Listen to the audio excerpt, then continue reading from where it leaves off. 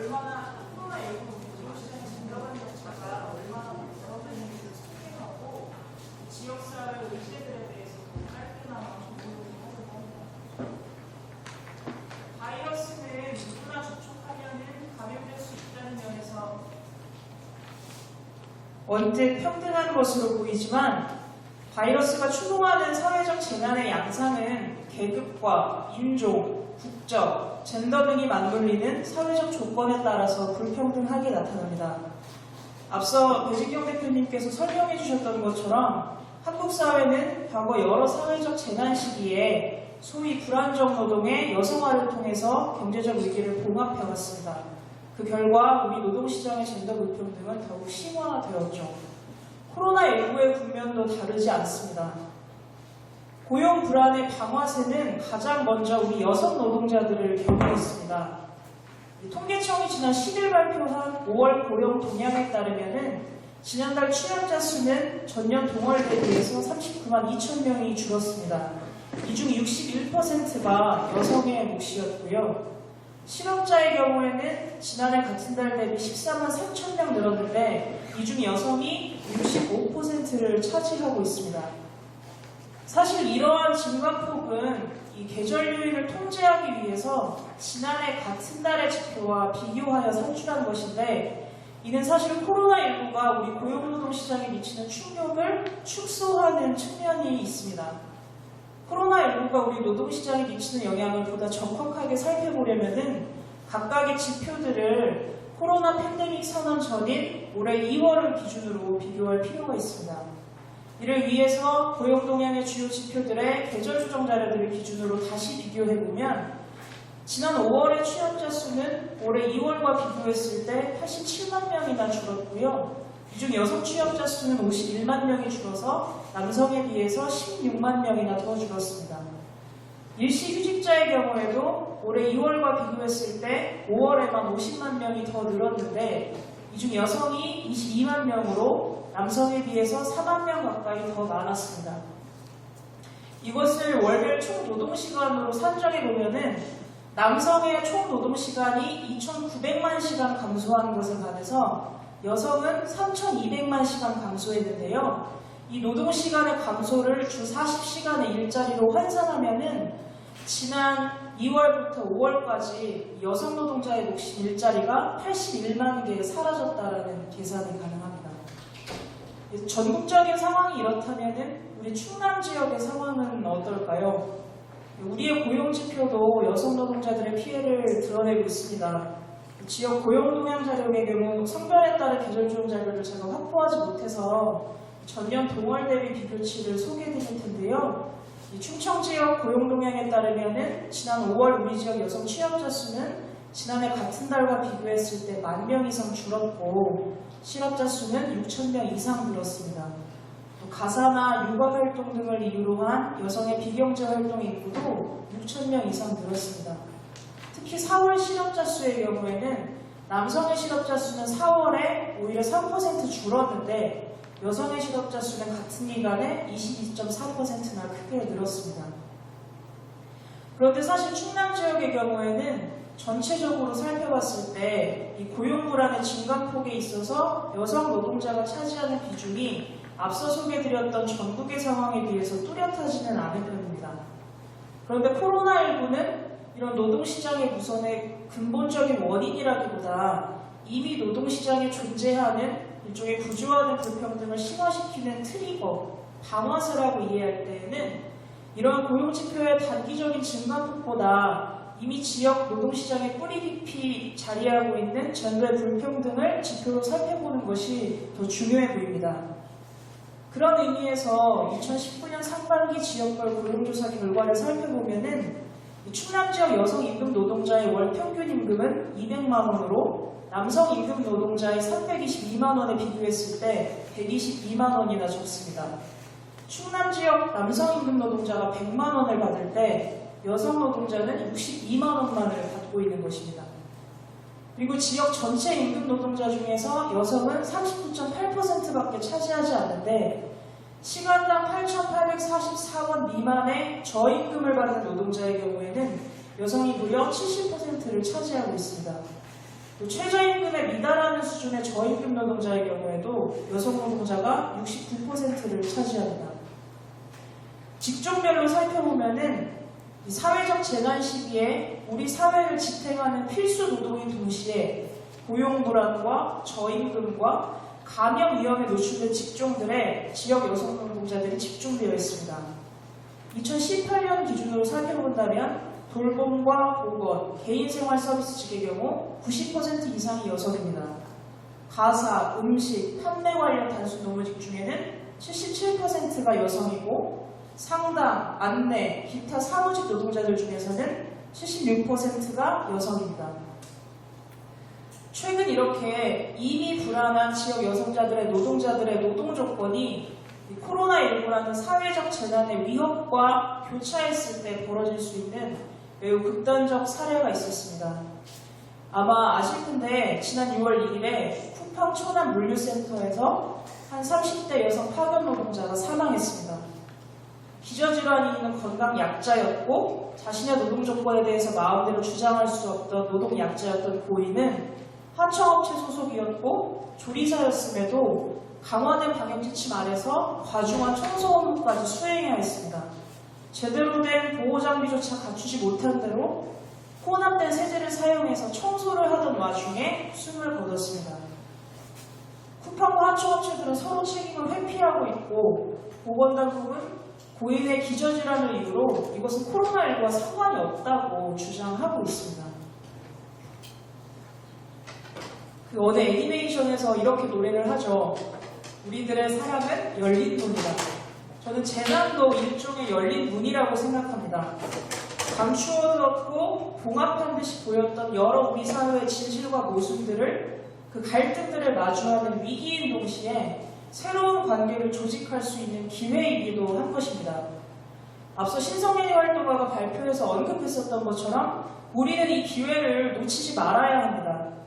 이 재난 시기에 더욱 또렷이 드러난 지역 여성 노동자들의 불안정 노동의 문제들을 바로 마주하고 대안을 설계해야 합니다. 우리가 이 기회를 놓친다면 지역에 이미 더 불안하고 이미 더 위험하고 이미 더 가난한 노동 현실에 내몰린 여성 노동자들의 현실은 코로나19와 같은 사회적 재난의 반복과 장기화와 함께 더욱 벼랑 끝으로 내몰릴 것입니다. 노동시장의 여러 모순들은 세계적 차원으로 견고하게 조직되어 있지만 지역사회 차원에서도 유의미한 정책적 제안들을 찾고 실험할 수 있다고 생각합니다. 사회적 재난의 당면한 현상이 아니라 재난이 드러낸 그 모순 자체의 균형을 내는 실험들을 할 수 있다고 생각합니다. 예를 들어서 성별 임금 격차를 드러내는 기초적인 수단으로서 서울의 사례처럼 성평등 임금 공시제를 도입하고 고양시의 사례처럼 성별 임금 격차 개선을 위한 조례들을 만들 수 있습니다. 사회를 지탱하는 필수 노동자인 돌봄 노동자의 노동 조건을 개선하고 돌봄 노동에 대한 중앙정부와 지자체의 사회적 책임을 강제하는 실험들을 설계할 수 있을 것입니다. 대다수가 여성인 환경 관련 노동자들의 사업장 안전을 위한 조례들을 지역사회 차원에서 설계하고 만들 수 있을 것입니다. 그리고 무엇보다 이러한 실험들은 지역 여성 노동자들의 요구와 이해에서부터 출발해야 합니다. 소수의 연구자나 정치인, 활동가들이 아니라 노동자들 현장의 목소리를 담을 수 있는 이해대결의 창구들을 지역에서 많이 만드는 것이 필요합니다. 예를 들어 배진경 대표가 언급한 그 장기 유학 요원 처우 및 지위 향상에 관한 조례의 경우에 충남도 의회에서 이미 2017년에 제정되었지만 구체적인 실행 계획이 없고 또 현장 노동자들의 현실과 매우 괴리되어 있기 때문에 지역에서 유명무실한 상황입니다. 이러한 돌봄 노동의 중요한 위치를 차지하고 있는 요양보호사들 경우에 노동자들이 자신의 목소리를 낼 수 있는 1차적인 창구는 노동조합일 텐데 배진경 대표가 발제해서 말씀해 주셨던 것처럼 한국 사회와 지역사회 공고히 여성 노동자들 다수가 비정규직이고 작은 영세 사업장에서 일하고 있고 불안정 노동에 시달리고 있기 때문에 노동조합에 가입하거나 노동조합을 새롭게 조직하는 데 많은 어려움들을 겪고 있습니다. 노동조합의 우산의 밖에 있는 여러 노동자들의 현장의 목소리를 듣고 연결할 수 있는 채널들을 우리들이 함께 지역사회에서 만드는 것이 필요하다고 보여집니다. 억압과 불평등의 현실은 매우 복합적인 구체적인 것이어서 마치 지금의 코로나 바이러스처럼 서로 다른 조건들에 맞다 새롭게 변화하고 새롭게 확산됩니다. 따라서 우리는 지역 여성 노동자가 처한 아주 복합적이고 구체적이고 다양한 현실에서 출발할 필요가 있다고 생각합니다. 그래서 오늘 세미나를 첫걸음으로 해서 우리 지역에서 여성인 동시에 노동자이고 비정규직이고 이주민이고 성소수자이고 또 다른 무엇인 이들의 연대들을 통해서 사회적 재단이 드러난 지역 여성 노동자들의 불평등에 대해서 같이 묻고 도전할 수 있었으면 좋겠습니다. 저희 노동원익센터도 함께 노력하겠습니다. 감사합니다.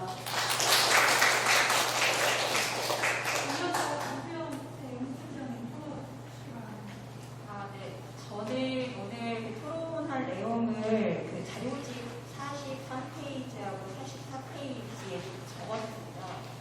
앞서 노동건축센터 유민팀장이 말씀해 주셨던 것 숫자로 보면 이해하실 것 같습니다. 그리고 43페이지 표 1과 44페이지 그림 2를 보시면 충남의 여성 취업자 수나 고용 동향이 어떻게 사실은 코로나 전후로 해서 변화해 왔는지는 한눈에 조금 보실 수 있습니다. 작년 1월부터 올 3월까지 충남 지역에 있는 여성 취업자 수는 대체적으로는 한 50만을 기준으로 해서 이제 왔다 갔다 하고 있습니다. 그런데 이제 코로나가 이제 본격화되기 시작한 2월, 3월, 4월 이때는 이제 여성 취업자들이 실제로 고용시장에서 굉장히 빠르게 후퇴하고 있다라고 하는 거를 43페이지 표 2를 보시면 알 수 있습니다. 그런데 충남은 전형적으로 사실 이제 도시와 농촌이라고 하는 두 개의 번역으로 움직이는 지역인데 다른 지역하고 달리 특히 이제 북부권이 제조업이 매우 강력한 산업도시들이 굉장히 두터운 지역입니다. 그러다 보니 표 1에서 보시면 아시겠지만 충남 여성들은 전국 여성과 대비해서도 이제 고용자의 증감 부분에 있어서 훨씬 더 빠르게 추락하고 있다라고 하는 걸 아마 확인하실 수 있습니다. 이 부분은 코로나는 제조업 부분에서는 생산직에서 일하시는 노동자들을 빠르게 노동시장에서 이제 밖으로 내몰았고, 그 다음에 주로 이제 대면 서비스업을 중심으로 해서 여성들이 굉장히 일을 많이 하는데 그 부분에 있어서 전국하고 조금 다른 부분은 이 자료를 조금 보니 표 2에 보시면 전에 업종별 성별 종사자 수 현황을 보니까 19개 업종 중에서 충남이 여성 종사자가 50%가 넘는 5위 업종이 4개밖에 되지 않더라고요. 거기 보시면 금융보호업, 교육서비스업, 숙박음식업, 그 다음에 보건업 및 사회복지 서비스업인데 교육서비스업의 대표적으로는 학습지 강문교사나 방과후 교사들 주로 여성들이 일하고 계시고 숙박음식업이 다른 지역에 비해서 상대적으로 충남이 보다 소규모이거나 보다 영세한 업종으로 조금 편제되어 있지 않는가라고 하는 좀 추론을 할 수가 있고, 그 다음에 사회복지 서비스업은 앞서 발제해 주셨던 것처럼 대표적인 업종이 이제 돌봄 업종인데 이 부분에서 빠르게 이제 사실은 일자리를 잃는 대부분이 이제 여성이다라고 하는 거를 코로나와 조금 연관해서 노동시장의 변화를 조금 살펴보면 이런 변화가 나타나고 있다라고 하는 게 지금 이제 나타나는 현상인데요. 충남뿐만 아니라 대한민국 전체가 코로나와 함께 노동시장의 새로운 규범을 이제 만들어 나갈 건데, 그러면 이 시점에서 충남 상황과 대비해서 보면 어떤 부분을 조금 짚고 넘어가야 할 부분인지 좀 생각을 해보면, 첫 번째는 사실 이렇게 포스트 코로나라고 하는 부분이 이제 충격이 왔을 때는 노동시장의 개별 노동시장보다는 이제 노동시장 전체를 움직이는 그림을 어떻게 조금 변화시킬 것인지라고 하는 부분을 이제 준비해야 하는 단계가 왔습니다.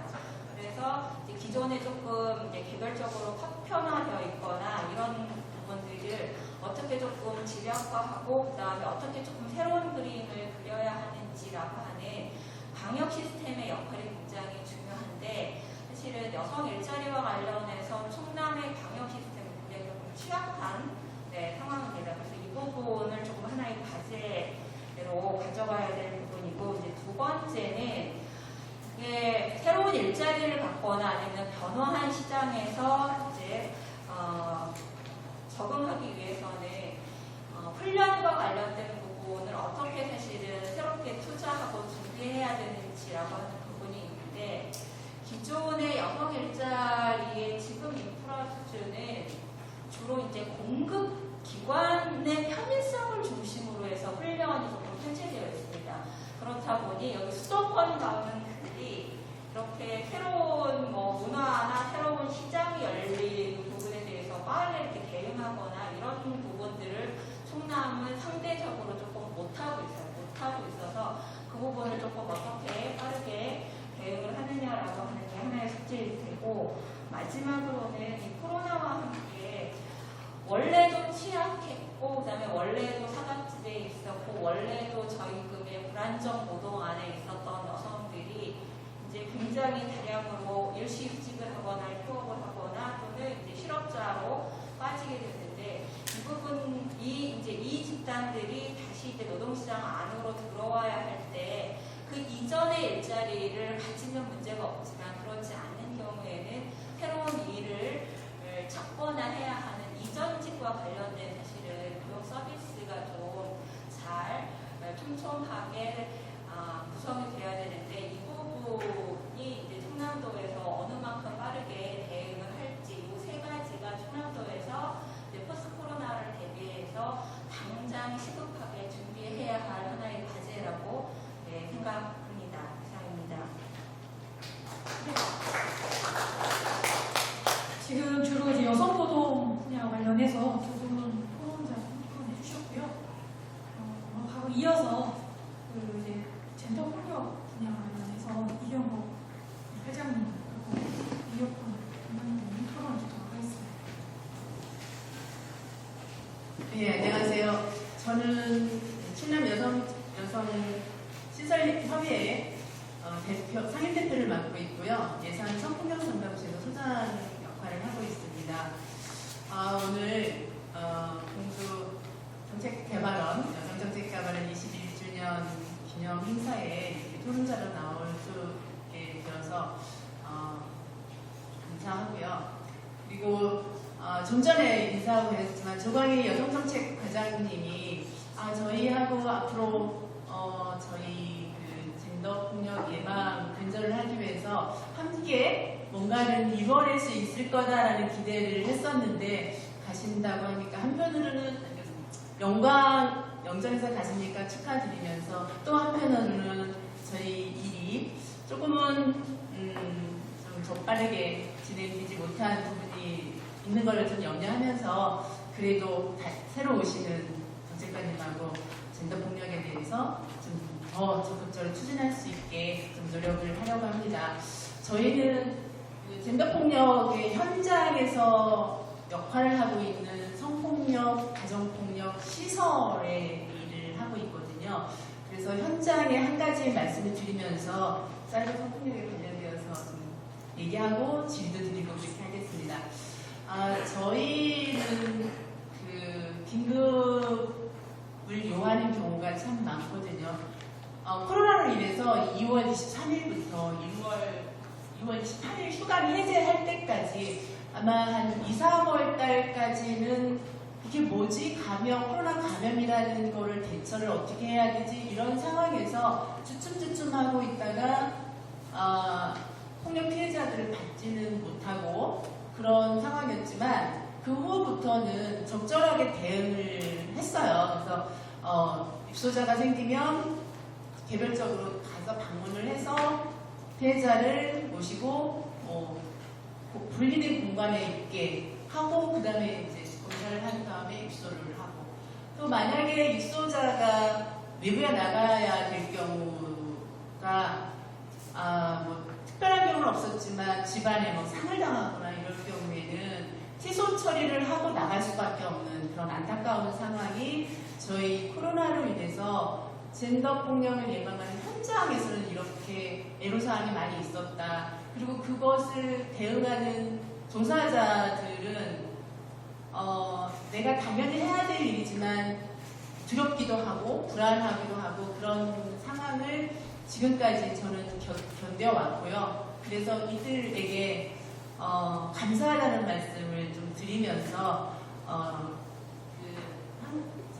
사이버 성폭력 관련되어서 말씀드리겠습니다. 충청남도는 군소도시이다 보니까 사이버에 관련되어 있는 통계자료나 그런 거는 없어요. 그래서 제가 찾아보던 중에 한국여성단체연합 대한사회정책연구소와 한국성폭력상담소가 네티즌 한 8,399명을 대상으로 실시를 했어요. 사이버 성폭력에 관련되어서 실태조사를 했는데 일반 사이트에서 여성의 성관계를 요구하는 그 말들이 한 41.6%가 됐다 이렇게 얘기를 하고 있고요.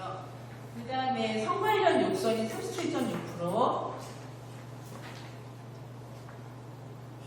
다시 말씀드릴게요. 일반 사이트에서 여성이 41.6%가 이제 성에 관련된 이야기를 들을 수 있고, 사이버 성관계가 37.6%, 성 관련 욕설이 33.9%, 성적 표현이 21.4%, 온라인 스토킹이 20.8%. 현실에서도 만나면 성관계 요구를 하거나 이런 경우가 피해 있는 경우가 많이 나타났다. 이렇게 이제 통계 자료가 나와 있고요.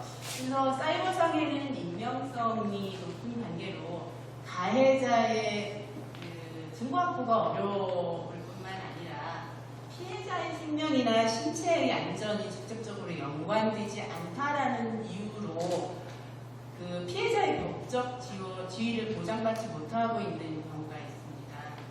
그래서 실제로 사이버 성폭력을 경험한 여성 네티즌 중에서 사회적, 법률적 대응을 한 비율은 19.6%뿐이 없다라고 이렇게 얘기를 하고 있어요. 그만큼 사이버 성폭력에 관련되어서 신고를 하거나 어떤 도움을 요청하는 경우가 참 낮다라고 보여지고 있고요.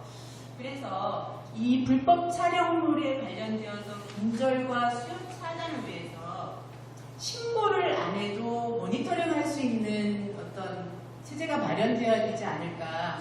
그래서 사이버상에서 이 인간이 이상하다라고 할 때 그것을 파악하고 삭제할 수 있는 제도, 그런 것이 좀 필요하다고 보고 있고요.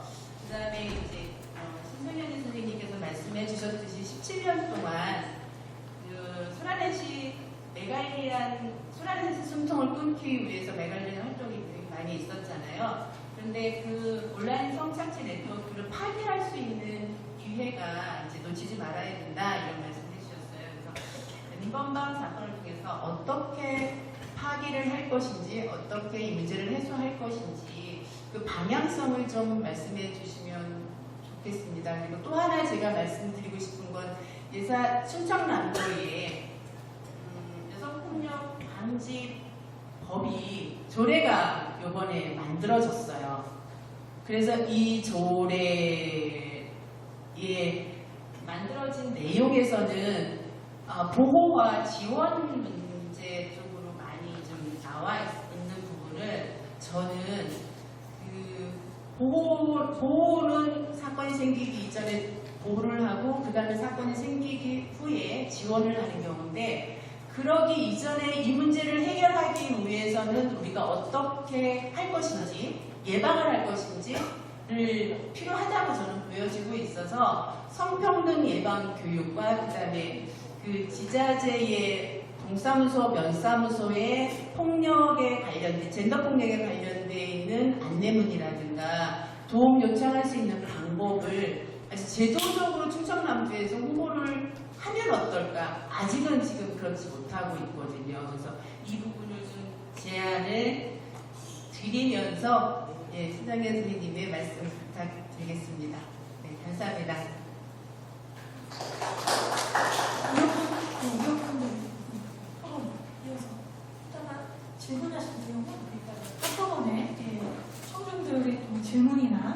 의견을 담아서 같이 구체적으로 듣도록 하겠습니다. 네, 바로 말씀을 드리겠습니다. 시간이 많지 않을 것 같아서 제가 빠르게 제가 세 가지를 말씀드리려고 하는데요. 첫 번째는 그 재난이라고 하는 위기 상황 속에서 여성의 안전이라고 하는 것이 어떤 것이냐, 그리고 어떤 것이냐에 대해서 굉장히 여러 가지 의견이 있을 수 있는데, 신체적인 안전, 정신적인 안전, 여타의 사회적인 위험 요소로부터 안전해질 수 있는 여러 가지가 있겠지만, 그 중에서 젠더 폭력과 관련된 부분으로 국한지어서 말씀을 드리겠습니다. 여러분들이 가지고 계시는 그 자료집 47쪽에 있는 내용인데요. 세계보건기구에서 2008년도에 만들었던 보고서를 기반으로 해서 저희 이번 코로나19 감염을 적용해가지고 만들어낸 내용인데요. 건강에 대해서 사회적인 결정 요인이 무엇이냐라고 해서 보고서를 만들었던 것 중에 그 결정 요인 중에 한 가지가 성별, 젠더가 될 수 있다라고 이제 만들었던 그 내용으로서 만든 요것을 범죄화한 건데, 이 중에 보면은 그 젠더 폭력이라는 것이 있잖아요. 그러니까 지금 실은 여러 가지 확진자가 나오고 그들을 치료하는 과정 안에서 실은 젠더 폭력이 우리한테 많이 보고가 됐습니다. 심지어는 대구에서 확진자 치료하는 과정 안에서 의료진들을 불법 촬영하거나 아니면 임신했던 확진자가 나왔을 때 어떻게 이들을 처치할 것인가, 처치한다, 이런 문제들 때문에 우리가 성인지력이 굉장히 낮았다라고 하는 얘기들이 계속 나오고는 있었어요. 근데 이제 그런 얘기까지 하기에는 지금은 너무나 시간이 많이 필요하기 때문에 젠더 폭력이라고 하는 것만 놓고 얘기를 한다면, 봉쇄 조치, 그래서 강력한 사회적 거리두기를 하고 있는 상황 안에서 우리가 모두 다 직장이든 집이든 이렇게 이제 고립되어 있었을 때 그 안에서 어떤 일이 벌어질 것인가에 대해서 우리는 많은 것들을 예측했지만 서로 얘기 나누지 못했다라고 하는 것, 그리고 실은 그러면서 끊어지는 것이 사람들 간의 거리가 끊어지는 것뿐만 아니라 지원받아야 되는 사람들이 서비스로부터 멀어졌다는 것, 그리고 이들을 감시해야 될 만한 학대나 폭력으로부터 이 감시체계 안에 있었던 학교라든지 지역사회라든지 이런 걸로부터 고립되었었다는 것, 이런 것들에 대해서 우리가 이제 뒤늦게 이거에 대해서 관심을 갖거나 생각이 미치지 않았다 이런 생각이 듭니다. 그리고 또 하나는 고립되어 있는 상황에서 우리가 접근하고 있는 것들이 어떤 것인가 생각해보면 온라인을 통해서 활동이 많이 늘어났다라고 하는 것을 그냥 가볍게 추측할 수 있잖아요. 그럼 이 공간은 안전할 수 있는가?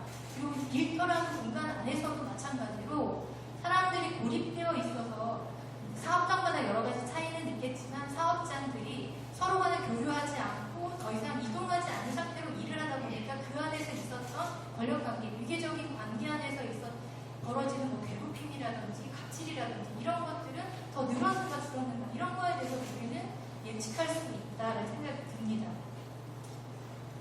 그래서 그 다음 장에 보면요.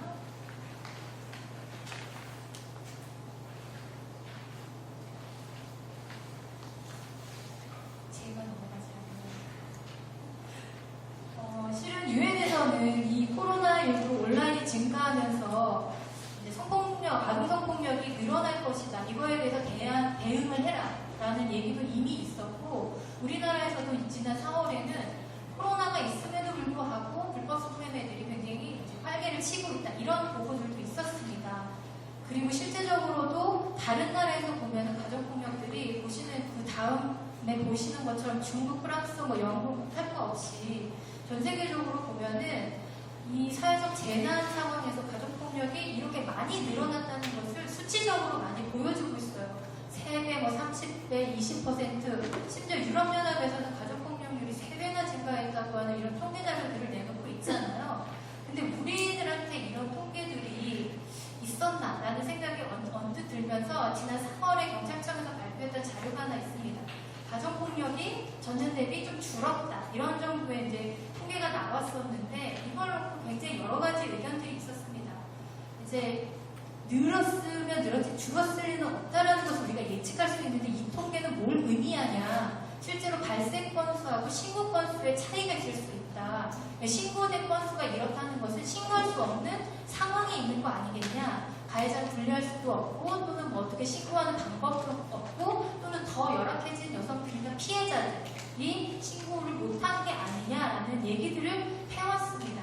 실제로 제가 이번 자료 때문에 통계를 좀 찾아보니까 대전청 것만 제가 찾을 수 있었어요. 실은 충남에 오기 때문에 충남청에도 자료를 요청을 했는데 가정폭력 통계는 앞선 그 전국 경찰청 통계와 동일하게 다 내려갔다. 신고 건수가 내려갔다라고 얘기를 했고 아동학대 건수 같은 경우는 아직 밝힐 수 없다라고 말씀을 하시는데 왜 못 밝힐까 생각해보니까 너무 큰 사건이 지금 충남청 소속 천안에서 있었기 때문에 아직 자료 내기가 좀 조심스러운 게 아닌가라는 추측을 해봤습니다. 그래서 대전청 것만을 놓고 보면은 가정폭력이나 아동학대는 늘었습니다. 실제로 늘었고 우리가 아마 이거는 왜 이렇게 우리한테 유용한 자료들이 없을까라는 생각이 좀 들었어요. 접근하기가 굉장히 어려운데 이거는 신문에 나온 자료이기 때문에 한 방역 단위의 이제 통계이기 때문에 이건 나올 수 있었던 건 아마도 언론에서 자료 정보를 요구했기 때문에 나올 수 있지 않나 생각이 들었고 이거 말고 우리한테 접근할 수 있는 자료가 뭔데 최초에 신고할 수 있는 일상폭력이라든지 이런 자료들이 바로바로 우리한테 접근할 수 있으면 참 좋지 않을까. 그럼 그에 빠르게 대응하면서 정책들이나 아니면 우리의 조치들을 만들어낼 수 있지 않을까라는 좀 희망, 그런 좀 요구 이런 게 좀 생겼었습니다. 그래서 다른 나라 같은 경우에는 늘어나면 늘어나는 대로 신고할 수 없다면 신고할 수 있는 방법을 캠페인하는 거 여러분도 많이 들어보셨을 거예요. 약국에 가서 마스크 일부라고 얘기하면 가정폭력을 대신 신고해주세요 라고 하는 신호로 이제 들리도록 캠페인하는 것도 있었고 미국 같은 경우에는 가정폭력 신고가 감소하고 있다는 것을 위기로 바라보면서 캠페인을 대대적으로 벌였다는 거예요. 전화로 한다면 문자로 한다든지 아니면 배달원이나 우체국, 가정을 방문할 수 있는 사람들이 징후를 발견했을 때 경찰서에 알릴 수 있도록 한다든지 이런 캠페인을 벌이고 있는데 우리는 마스크 쓰고 손을 어떻게 닦고 그 다음에 뭐 여러 가지 조치들이 막 5단계가 쭉 있잖아요. 그리고 마지막 5번째 단계가 뭔지 아시죠? 우리가 사회적으로 거리는 있어도 마음은 또 가깝게 해가지고 안부 전화하는 거 뭐 이런 그림 같은 것도 100% 보셨죠? 그러니까 그 그림의 주인공으로 나와 있는 그 여성입니다. 어쨌든 그런 감성노동을 하거나 돌봄노동을 하는 거에 대해서 폭력발이 그대로 적용이 되고 있는데 그 안에 여성이 고립돼서 또는 아동이 고립돼서 아니면 약자들이 고립돼서 폭력이나 아니면 학대가 있을 수 있다는 것이 더 위험할 텐데 전반적인 추상적인 그런 고립감에 대한 이런 것만 얘기한다는 게 좀 한계가 있지 않았나라는 생각이 좀 들었습니다. 그리고 또 하나는 우리가 온라인이 증가하면서 아이들이 온라인 강의 이런 거 시작했잖아요. 그러면서 우리가 IT 강국이고 스마트 기기 보급률이 이렇고 정보통신 능력이 있고 이런 얘기부터 하고 있는데 실은 우리가 텔레그램 협착취 사건을 경험하면서 온라인 공간이라고 하는 것이 굉장히 계층화되어 있고 폭력적일 수 있다는 것을 다른 때도 아니고 올해도 우리가 굉장히 많이 절감하고 있습니다. 근데 그 온라인 강의 또는 동영상 강의라고 하는 것이 얼마나 안전하게 운영될 것인가에 대한 얘기는 빠져 있었다고 생각이 듭니다. 그래서 실제로도 강의 자료가 부실하고 선생님들이 무슨 이상한 성착취 동영상 교수가 보다가 들키고 이런 이상한 것들이 좀 막 나왔었잖아요. 최초에는. 근데 이런 것들도 문제적이지만 강의 자료 계속해서 뺏겨 쓰고 부실하고 성차별 발언을 그대로 여과 없이 날리고 이런 것들도 있지만 실은 해킹을 당하는 거 있잖아요. 어느 동영상 사이트를 알려주면서 거기에서 온라인 강의를 시작하겠다라고 하면 악플러들이 쭉 등장을 해가지고 혐오 발언을 굉장히 많이 쏟아붓는다든지 아니면 캠으로 통해서 해킹을 해가지고 얼굴을 따간다든지 아니면 그 얼굴들을 가지고서 지인 능력한다거나 우리가 지금 굉장히 문제라고 하는 딥페이크라든지 이런 것들에 대해서 우려하고 있는 교사들 아니면 그것을 참여하고 있는 학생들도 있고 실제로 그런 것들이 보고되고 있습니다. 웹캠이 해킹이 돼가지고 이제 해외에서는 그런 실제적인 동영상 강의 문제가 있었다라고 하는 것들이 보고가 되고 있는데 이런 것들에 대해서도 우리가 얼마나 안전하게 지금 동영상 강의나 아니면 온라인 수업에 대해서 지금 이제 조치하고 있는지 이런 거에 대한 예방책 내지는 그에 대한 사고 처리 이런 것들에 대한 고민도 좀 필요하다는 생각이 듭니다. 마지막으로는 자살에 대한 얘기를 조금 하려고 하는데요. 이게 좀 젠더화되어 있다는 얘기는 많이들 알고 계실 텐데 그 그래프를 보고 저도 깜짝 놀라서 이게 넓은 얘기고 많은 얘기이기 때문에 지금 얘기하기에는 좀 너무 헛소리할 것 같아서 뺄까 하다가 조금 집어넣은 건 뭐냐면 이게 남녀 간의 부분이기도 하고 이제 일본과 비교한 건데 지금 이게 초록색이 안 보이죠? 이렇게 껑충 뛰어오른 거 있잖아요. 도표 중에, 그래프 중에. 그게 60대, 65세 이상의 한국, 위에 있는 건 남자, 밑에 있는 건 여성인데, 이렇게 껑충 뛰어올랐잖아요. 뭐냐면, 97년도 IMF 이후에 이런 사회적, 국가적 재난이 일어난 다음에 자살률이 조금 더 이후에 영향을 미쳐서 높아진다는 거 볼 수도 있고, 사스 이후에 이게 굉장히 많이 뛰어오는 거예요. 다른 연령대보다도 훨씬 더 이제 취약할 경우에는 이런 자살률이 굉장히 영향을 많이 미친다는 거예요. 남녀 구분할 것 없이 모두 다 동일하지만 실제로는 마지막 장에 보면은 그 자살하는 두 가지 요인에 대해서 우리가 이제 관심을 기울여 보면 직접적인 연관을 가지고 있는 거는 뭐 이제 당사자 유가족이거나 아니면은 뭐 노인이거나 뭐 의료진이거나 이런 사람들일 수 있는데 두 번째로 영향을 미치는 그룹이라는 것은 실직이나 파산이나 수입 감소나 가정 불안이나 또는 여기서 폭력이나 이런 여러 가지 것들에 영향을 받은 사람들이 이제 자살할 수 있다, 죽음을 맞이할 수 있다. 그거는 훨씬 더 이제 노년층에 굉장히 좀 일본이랑 상황이 굉장히 다르게 우리가 껑충 뛰어올랐잖아요. 그래서 사스 이후에 그 사회적 거리두기가 자살과 연관성이 있다는 것이 드러났다는 보고가 있는 것처럼 아마도 이런 재난 이후에 우리한테 또 다른 이런 변이가 있을 수 있으니 우리는 조금 더 고민하고 예방책에 대해서 만들어야 되는 게 아닌가 생각이 들었습니다. 그래서 앞서 말한 것들을 조금 정리한 마지막 장에 보면은 통계 지금 굉장히 안 나오고 있는데 이런 이제 성별을 좀 고려해가지고 성인지적 관점에 이런 통계를 필요하다는 생각이 들었고 사회적 메시지나 캠페인으로서 폭력이나 고립된 사람들에 대한 이런 혐오들 있잖아요. 이런 것들도 한번 관심을 기울여야 된다. 그리고 이제 계속해서 위기 상황에서 뭔가 돌봄을 얘기하거나 아니면 사회적 거리두기나 정서적인 서로에 대한 뭐 보듬 이런 거 얘기할 때 성역학이 굉장히 강조하는 경향이 있는데 이런 거에 대해서도 또한 성인지적인 관점 필요하다고 말씀드리겠습니다. 감사합니다. 네, 감사합니다. 이렇게 해서 네 분의 지정 토론을 마쳤습니다. 간략하게 저희가 한번 정리를 해보면 특히 이제 여성 노동과 이제 일자리 분야와 관련해서는 기존에 정말 그 여성들의 노동 조건 자체가 굉장히 이제 성차별적인 구조가 있는데 이런 부분이 오히려 코로나19 이제 확산과 더불어서 더 이제 심화가 될 수 있고 또 부분적으로 이제 어떻게 보면 지역 경제 지표나 고용 지표를 통해서도 확인을 해볼 수 있다고 하는 점이죠. 그런 점들을 좀 지적을 하면서 특히 이제 이런 그 부분에서 이 불평등을 개선할 수 있는 그런 좀 정책이라든가 좀 장기적인 그런 좀 비전이 필요하다는 좀 토론 의견이 있었고요.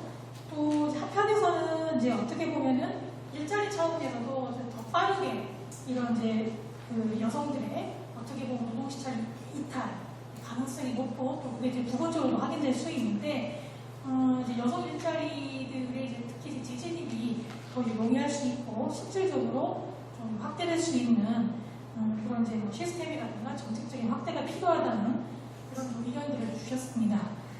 그리고 이제 젠더 폭력 분야와 관련해서는 그 사실 기존에 이제 어떻게 보면은 뭐 점점 더 이제 젠더 폭력과 관련해서는 이슈가 늘어나고 있고 또 코로나19와 관계없이 다양한 새로운 유형의 이제 특히 뭐 사이버 성폭력이나 디지털 성폭력 같은 그런 유형의 이제 폭력도 확산이 되고 있는 이런 이제 추세 속에서 이제 우리 도에서 이제 성폭력 방지와 관련된 조례가 만들어지긴 했지만 이게 이제 보호나 지원과 관련된 이미 벌어진 피해 지원이나 보호에 좀 치중이 되어 있고 좀 더 보다 선제적으로 좀 방지할 수 있는 좀 그런 부분이 약한 것 같다. 그래서 그런 그 제도라든가 정책들을 좀 확대할 필요가 있겠다라고 하는 그런 의견, 토론 의견도 주셨고요. 또 하나는 이제 지금 코로나19가 어떻게 보면은 우리가 풍력의 안전과 관련해서 사회적인 감시 체계망을 확대를 해야 될 시점에 오히려 이게 비대면 관계라던가 온라인과 같은 이제 이런 식의 활동 또는 사회적인 어떤 뭐 그런 체제가 확대가 될 경우에 과연 이게 얼마만큼 우리 여성의 관점, 또 젠더 관점에서는 그 안전성을 담보할 것인가라고 하는 부분을 좀 생각을 해볼 필요가 있을 것 같습니다. 그런 부분에서 어떻게 보면은 온라인 환경 자체가 폭력적이라기보다는 지금 현재 우리 사회 구조라던가 성차별적인 문화 자체가 기존의 온라인 환경을 굉장히 폭력적으로 만들어내고 있는 거죠. 그래서 그런 부분이 정말 확고하게 바뀌어지지 않는 이상은 그냥 이렇게 비대면적인 온라인 활동만 활성화할 경우에는 굉장히 우리가 정말 쉽게 예측이 가능한 거죠. 더 여성에게는 더 어떻게 보면 폭력적인 그런 상황에 도입될 수 있다고 하는 거. 그래서 그런 부분을 어떻게 좀 해결해 나갈 것인가를 고민을 해야 된다는 그런 의견들을 내주셨습니다. 뭐 시간은 예정된 시간은 지났지만 그래도 오늘 어렵게 와주신 청중분들 질문이나 그래도 의견은 꼭 좀 몇 분만 같이 좀 공유를 하면서 정리를 할까 합니다. 일단 2분 정도만 제가 질문이나 의견을 받고 발제자들 의견을 듣는 걸로 좀 정리를 하려고 하는데요. 혹시 오늘 좀 오신 분들 중에 어떤 의견이라던가 아니면 발제 토론해 주신 분들께 질문이 있으신 분 계시면 손을 좀 들어주시죠.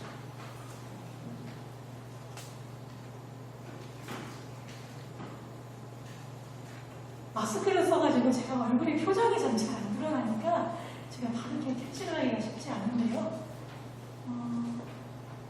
혹시 뭐 의견도 좋고 아니면 본인의 의견도 좋고요. 오늘 나누었던 얘기 중에 의견도 좋고 아니면 궁금하신 부분을 한번 뭐 질문도 좋습니다. 예, 손 들어주신 분 잠깐 성함 소개를 해주시고 의견을 말씀해 주세요. 네, 안녕하세요. 천안에서 온 김주영입니다. 오늘 이제 젠더 폭력에 대한 부분에 대해서 한 가지 연관성이 있을 거라는 생각이 들어서 여쭤보는데요. 박혜련 의원이 비동의 간음죄 도입을 발의하신 거 혹시 알고 계시나요? 다시 한번 예, 비동의 간음죄라고 해서 비동의 간음죄 비동의 간음죄에 대한 부분을 이번에 발의를 하셨습니다. 지난번에는 좀 다른 거였죠. 그때는 미투 관련해서 발의했을 때는 제목이 이번하고 좀 다르고 약간 변경을 해서 이번에 박혜련 의원께서 비동의 간음죄에 대해서 도입을 하겠다고 법안을 발의하였는데 혹시 이거에 대해서 어떤 의견을 가지고 계시는지 생각해 보셨는지 아니면 이 부분을 알고 계시는지 하나 더 말씀을 드린다면 지난번 발의한 부분이 있었죠. 그 부분을 이제 이번에 발의한 걸 모르신다면 그때 한 부분을 가지고서 혹시 답변이 가능하신 분이 있으면 좀 부탁을 드리겠습니다. 네, 비동의 간음죄와 관련해서 내용이라든가 아니면 또 오늘 발제나 토론해 주신 분들 중에 의견이 어떠신지를 지금 청중으로 오신 제가 성함을 좀 천안에서 온 김주영입니다. 김주연 선생님께서 의견을 주셨습니다. 혹시 뭐 또 질문이나 의견이 있으세요? 없으시면 제가 발제자분들과 발제자분들 질문에 대한 답변과 정리를 하면서 마무리를 할까 합니다. 손 뭐 들어주신 분이 없기 때문에 그러면 아까 이경옥 대표님이 또 질문을 하신 부분도 있고 해서요. 일단 먼저 그러면 선생님께서 답변을 먼저 청취를 하는 걸로 하겠습니다. 네, 좋은 질문과 의견 내려주셔서 감사합니다. 이경욱 선생님께서 질문하신 것에 답변을 해보려고 하는데요. 불법 촬영을 근절과 수용 차단을 위해서 신고하지 않아도 파악하고 삭제하는 제도가 필요하지 않냐는 말씀에 전적으로 동의합니다. 이것이 이번에 개정된 전기통신사업법에 들어가 있는데요. 여기에 여기에서는 그 필터링을 의무화하고 이것을 지키지 않았을 경우에 벌금을 내게 하는 벌금으로 책임을 묻는 법안이 이번에 개정이 됐습니다. 근데 이것이 개정된 내용이 원래는 웹하드에는 이미 적용이 되어 있었고요. 그 2017년에 웹하드 카르텔이라는 존재가 폭로되기 이전부터 이 필터링 의무화, 그리고 삭제 의무 조치 이런 것들은 이미 법안에 들어가 있었습니다. 그런데 전혀 지켜지지 않았었고 필터링 업체가 카르텔의 일부였고 법안이 존재했는데도 엄청나게 많은 불법 촬영물들이 유통되고 있었다는 사실이 그게 중요하겠죠. 왜 법안이 지켜지지 않았는가. 그래서 이번에는 이게 기간사업 통신사업자에게까지 확대가 된 건데요. 이번 개정안에서 기간통신 사업자라는 거는 인터넷 회선을 빌려서 서비스를 제공하는 사업자들을 가리킵니다. 그러니까 말하자면 플랫폼들, 네이버 같은 것들, 메신저 사업자들, 굉장히 많은 사업자들이 아마 이 법안에 적용을 받게 됩니다. 그래서 이번에 인터넷 사업자들이 굉장히 반발을 많이 했어요. 이 법안이 통과되기 며칠 전부터 인터넷 사업자 협회가 아주 그 호화로운 장소를 빌려서 이것을 우리가 반대하고 이것을 반대하는 문자는 표현의 자유다. 그리고 시민들의 어떤 온라인 시민권을 해방할 수 있고 이것이 실제로는 텔레그램 같은 어떤 서버가 외국에 있는 것들을 실상 잡지 못하면서 국내에서 기관 사업자들에게 이것을 적용하려는 것은 사업자들에 대한 압박이다, 핍박이다 이런 내용을 주장을 했죠. 여전히 표현의 자유 그리고 이 표현의 자유가 온라인에서 더 날것으로 이야기되자면 야동몰 권리로 통하게 됩니다. 이런 이데올로기와도 여전히 싸워야 한다는 생각은 계속 하고 있고 결국에 개정안은 통과가 됐어요. 그래서 기관 사업자들도 이 법안에 모두 적용을 받습니다. 문제는 이것을 어떻게 실현할 것인가 그리고 정부가 이 사업자들의 반발에도 얼마나 단호하게 대처할 것인가 하는 문제가 남았을 거라고 생각합니다. 당연히 자연스럽게 이루어지지 않을 테고 반성폭력 운동의 압박은 계속 필요하리라 느낍니다. 일례로 카카오톡 같은 경우에는 이번에 성착취에 단호하게 대처하겠다는 정책을 발표했죠. 그런데 문제는 이것이 다 아동 청소년 성착취에만 머물러 있다는 겁니다. 그런데 우리가 성착취 네트워크가 여성을 전방위로 공격할 때 이들이 여성의 연령이나 또는 그 여성의 특징을 골라내면서 이 그룹은 착취해도 되고 이 그룹은 착취하면 안 된다는 식으로 구분하지 않습니다. 이것을 어떤 상품의 특징으로 하죠. 10대면 10대, 40대면 40대, 5년이면 5년대로 성착취의 타겟이 됩니다.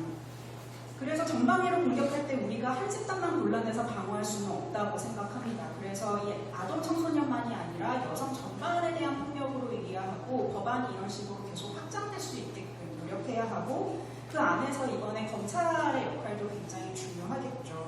법안이 이번에 아까 자연스럽게 연결될 것 같은데요.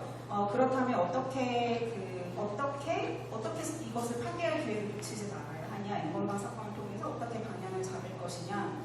여전히 문제는 일반 여성들 혹은 이번에 엠번방 사건으로 벌어진 것처럼 내가 스폰 알바를 제안받았다거나 내가 먼저 살생기 같은 것들을 운영했다거나 이런 것들이 박사나 작가의 협박을 조력하는 기재로 사용됐다는 것을 이해해야 합니다. 이것은 우리가 여전히 우리 사회의 피해자 프레임, 피해자가 어때야 하는지 그리고 여성이 성적 욕망을 드러냈을 때 그 여성에게 가해지는 성폭력이 어느 부분 정당화되고 그 여성이 성폭력의 구조에 가해자로서 기여했다는 방식의 시선을 완전히 근절하는 것부터 우리가 다시 시작해야 할 거라고 생각합니다. 여기서 검찰이 제대로 기소하고 적당한 형벌을 내리고 이걸 통해서 사회가 학습하게 되고 이걸 통해서 교육이라든지 어떤 사회생활을 전방위적으로 분위기가 형성되는 것이 우리가 할 수 있는 과제가 아닐까 생각합니다. 네, 여기까지 답변하겠습니다. 청중께서 질문하신 내용, 이건 제가 좀 잠깐 답변 드릴게요. 답변이라기보다는 그 강간에 대한 사실 기준, 판정 여부라든가 그런 부분이 기존의 형법으로는 피해자가 얼마만큼 저항을 했는가 안 했는가를 사실 그동안 가지고 많이 판결을 내리는 관행이 있죠. 근데 이제 그동안에 이제 국제 사실 사회나 특히 이번 우리나라뿐만 아니라 유엔의 여성 이제 운동 국제 기구라든가 많은 여성 단체들에 있어서 오랫동안 동의를 했는가 안 했는가를 가지고 강간죄를 다뤄야 된다. 그것이 이제 강간을 결정하는 기준이 되어 있는 걸 주장을 했고요. 그게 사실은 최근에 국제사를 비롯해서 많은 나라들도 그런 최근에 법을 바꾸거나 또 실제 그런 법 적용을 하고 있거나 뭐 늘어나고 있는 걸 알고 있고 우리나라도 그런 차원에서 오랫동안 전부터 그런 부분을 이제 주장을 해왔고요. 여성단체 특히 이제 폭력 관련 운동단체에서 주장을 해왔고 또 참고로 그 유엔의 여성차별위원회라고 있습니다. 그 여성차별위원회에서 정기적으로 유엔 회원국들을 대상으로 얼마만큼 그 한 국가가 여성차별을 위해서 노력을 해왔는가를 평가하고 어떻게 보면 권고를 하고 있는데요. 제가 정확히 지금 연도는 기억 안 나는데 2년 전인가 3년 전에 최근에 이제 여성차별위원회에서 우리나라에 여러 가지 권고를 했어요. 그 안에 보면은 형법의 개정, 강간에 대해서 동의 여부를 가지고 어떻게 보면은 하라고 하는 그런 권고도 포함이 되어 있는 걸로 제가 알고 있습니다. 그래서 아마 그런 맥락 속에서 최근에 이제 모 국회의원이 아마 그런 이제 법안을 발의를 하지 않았나 싶고요. 어쨌든 이제 이 젠더 폭력에서의 트렌드, 요새 뭐 사법, 경찰이든 법원이든 굉장히 성인지 감수성 부분을 굉장히 많이 저희가 우리가 얘기하고 있고 그동안의 사법적 판단이라던가 뭐 이런 부분이 너무나 여성 피해자, 여성들의 어떻게 보면 관점이 아니라 굉장히 가해자 중심, 또 남성 중심적이지 않냐라고 하는 문제를 제기하고 있고 그런 차원에서 여러 가지 양형 기준이라던가 또 실제 어떤 그 사법 판단의 어떤 판례의 어떤 관행이라던가 이런 부분을 이제 문제를 삼고 있고 앞으로도 계속 그런 부분들은 아마 좀 바뀌어 나가지 않나 싶은데요. 그런 차원에서 이런 이제 강간에 대한 동의 여부를 놓고 따지는 이런 부분들도 좀 전향적으로 생각한다면 우리가 적극적으로 우리 사회에서 실시를 해야 되지 않을까 그런 이건 제 개인적인 의견입니다만 그런 의견을 드립니다. 네, 그러면 아까 노동분야와 관련해서 일체 관련해서요 발제자 의견을 들으면서 마무리를 할까 합니다. 일단은 제가 생활의 그 제도 분야가 많다라고 하는 얘기를 듣고서 일단 지금 코로나 이후의 세계는 사실은 제조업을 각 나라가 자기들이 필요한 것들을 자기들이 생산하는 그런 세계로 되고 있거든요. 왜냐하면 이제 어떤 세계적인 문제가 있으니까 그런 것들을 원활하게 되지 않는 상황 속에서 우리나라에서 필요한 것들은 자기네 자국에서 생산하는 것들을 지금 수입하고 있어요.